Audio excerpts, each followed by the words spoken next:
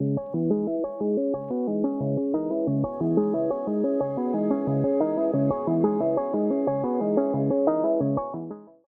you haven't subscribed to this channel, click on the subscribe and the bell icon so you can be informed when the next video is uploaded.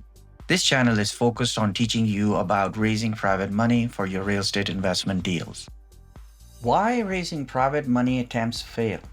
So in this video, we're going to talk about private money raising fails and how to avoid them.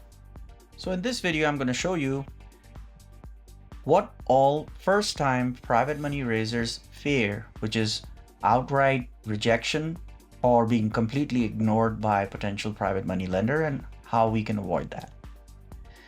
We can also understand, this is very important, that getting rejected by PMLs is not personal and it is because of specific reasons, and we're going to learn about those reasons. And finally, once we understand what those reasons are, we're going to come up with a plan, and then we're going to implement it and change that rejection into acceptance. So let's start with the 6 reasons that are, in my opinion, the core reasons why people get rejected by potential private money lenders. Number 1, your first contact with a private money lender is very important. Think about it. The first time you speak to someone, if that was all messed up or it was because of a specific reason, that is how that image is created, right? So for example, let's say you're running ads or you're making cold calls. So your first chat with a potential private money lender, if it was because of a cold call, the trust level is very low. So that could be one of a big reason why you would get a rejection, right? Your first introduction to a private money lender. Your project management track record. Now here's what happens. A lot of newbies, I would say, are trying to raise private money in a niche that they personally do not have experience in. What that means is, and let me give you an example. For example, somebody has experience as a landlord and they've got lots of experience. However, they're now trying to get into fix and flips, and they're trying to raise money for fix and flips. And they don't have the track record, the project management track record in fix and flip. And that's also a big red flag for potential private money lenders to immediately pick up on what is your track record in project management in that specific niche. Next, lack of existing clients and or testimonials. Again, going back to this exact example, if you're trying to break into a new niche and you don't have any testimonials, that's going to be a problem for you, and that's going to be a big challenge, and that itself is a red flag. A lot of private money lenders will not touch you because in their mind, this project is like a test for you, and they don't want to be that test PML in this case. Number 4, your ability to communicate clearly. This can be done and has to be done by a compelling pitch deck. You have to spend substantial amount of time developing your pitch deck because your pitch deck is basically going to communicate everything about your investment opportunity. So if you are failing, your pitch deck is not clearly explaining what your investment opportunity is and or answering some very early questions that a potential private money lender has, then your ability to communicate has failed, right? So that would be number 4. And then investment opportunity wow factor. Now you have to be honest. You have to look at your investment opportunity and think, is this really a good opportunity? And if it is, then it should show. If you yourself are not convinced, then no private money lender is going to be convinced that this is a great investment opportunity. So that's another factor for rejection from private money lenders. And finally, financial stability.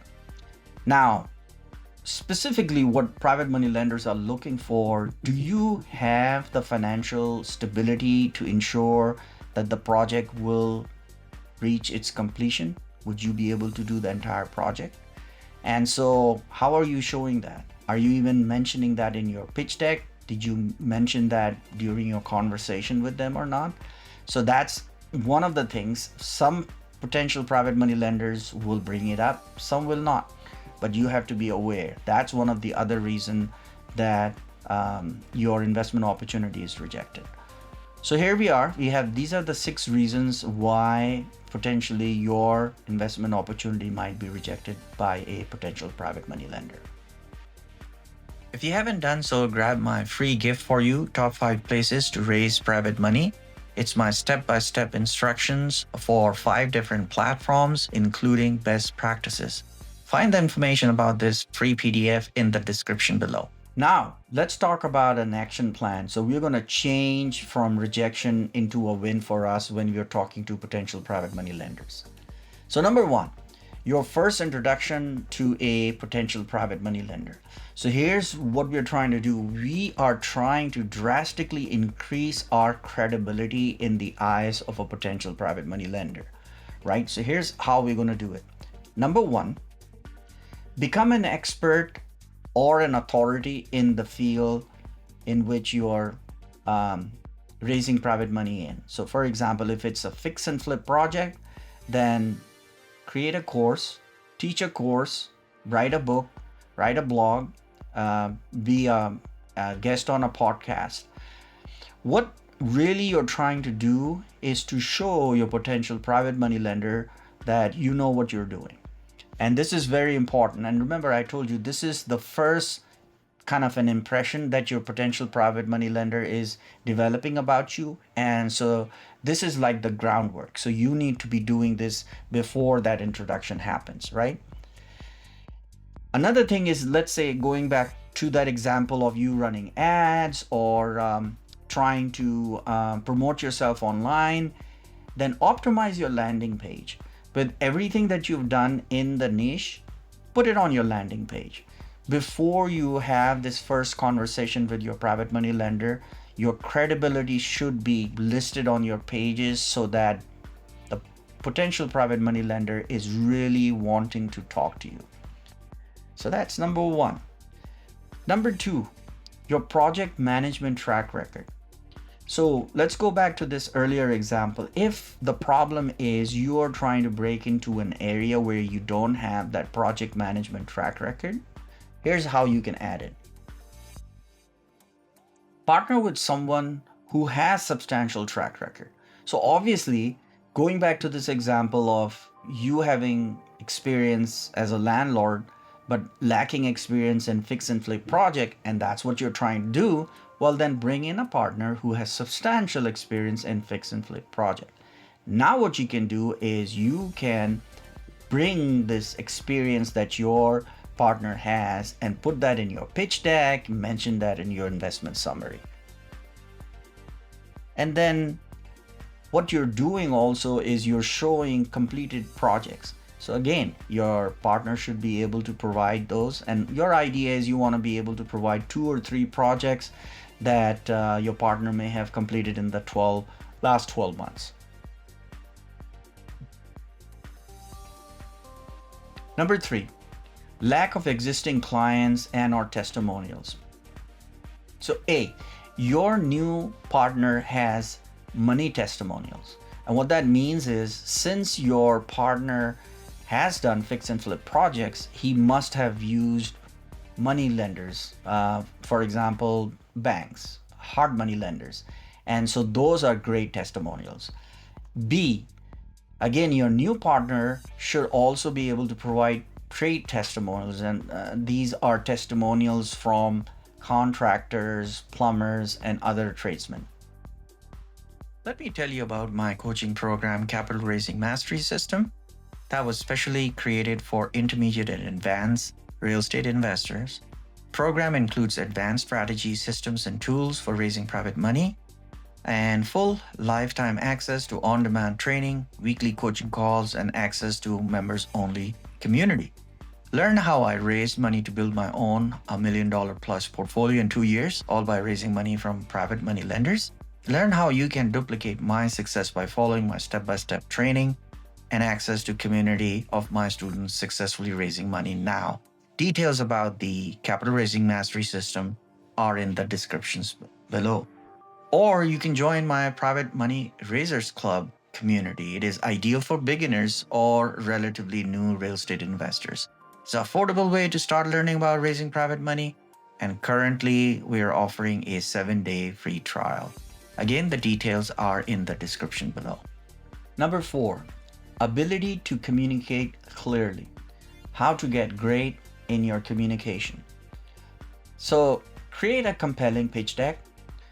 If you need help developing your pitch deck, check out my channel. I've done at least 2 or 3 videos specifically on creating compelling pitch decks. Because your pitch deck is very important, because your pitch deck will answer all relevant questions regarding your investment. So it has to be really, really well thought of.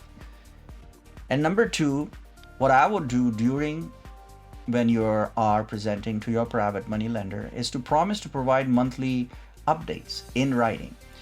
This is a great way to ensure that your private money lender trusts your communication, and it will ensure that everybody's on the same page. Number 5, ensure your investment opportunity is awesome.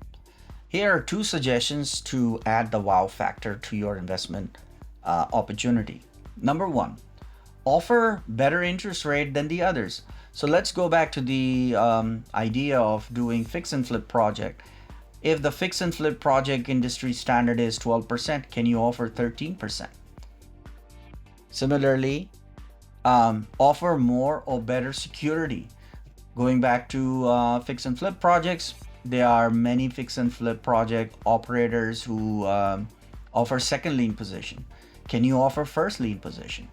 So these are a couple of things that can really make your investment opportunity great. Number 6, financial stability.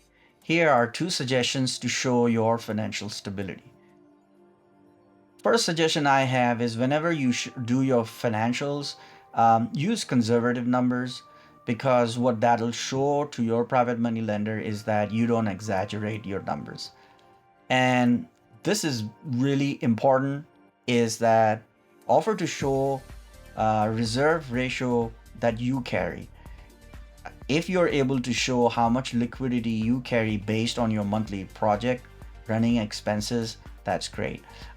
Industry standard is different for different projects, but anywhere from 2.5 to 3.5 ratio is what is expected. Well, there you have it, why raising private money attempts fail and an action plan to overcome that. I hope you enjoyed this video. If you like it, please subscribe to this channel, so the next time I have a new video about raising private money, you'll get notified. I'll see you then.